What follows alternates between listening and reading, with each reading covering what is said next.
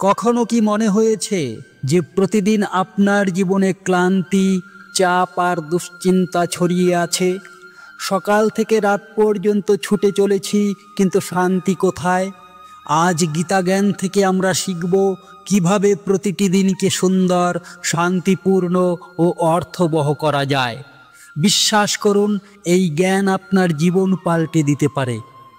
আজকের দুনিয়ায় আমাদের সকাল শুরু হয় মোবাইলের নোটিফিকেশন দিয়ে, আর রাত শেষ হয় টেনশনের বোঝা নিয়ে।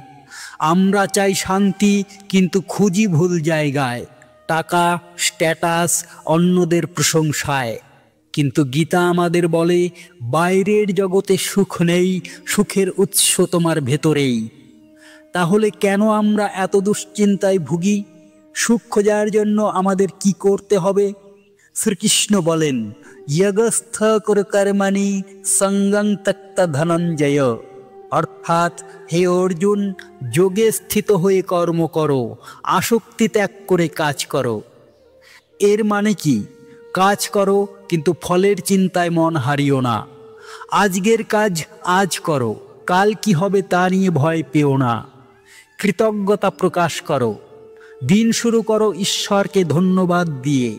বলো, হে প্রভু, তোমাকে ধন্যবাদ আমাকে আজকের এই সুন্দর দিনটি দেওয়ার জন্য। সমতা রাখো, সুখ দুঃখ সমানভাবে গ্রহণের অভ্যাস করো। গীতা আমাদের বলে, সুখ দুঃখে সমকৃত্তা লাভালাভৌ জয়া জয়ৌ। ধ্যান করো, প্রতিদিন 10 মিনিট নিজের শ্বাসে মনোযোগ দাও। সকালে উঠে ঈশ্বরের নাম জপ করো। দিনের শুরুতেই নিজের কর্তব্য ঠিক করো, কিন্তু ফল নিয়ে চিন্তা নয়। দিন শেষে নিজের ভুলগুলোকে চিন্তা করো ও প্রার্থনা করো, আমি আজকের দিনে বাঁচব, অতীতে নয়। আমি কাজ করব, ফলের চিন্তা ছাড়ব। কৃষ্ণ আমার পথপ্রদর্শক। বন্ধুরা, জীবন কখনো সহজ হয় না, কিন্তু আমরা শক্তিশালী হতে পারি। শ্রীকৃষ্ণের এই বাণী মনে রেখো, কর্ম করো, ফলের আশা ছাড়ো। আজ থেকে প্রতিটি দিনকে অর্থবহ করো। জয় শ্রীকৃষ্ণ।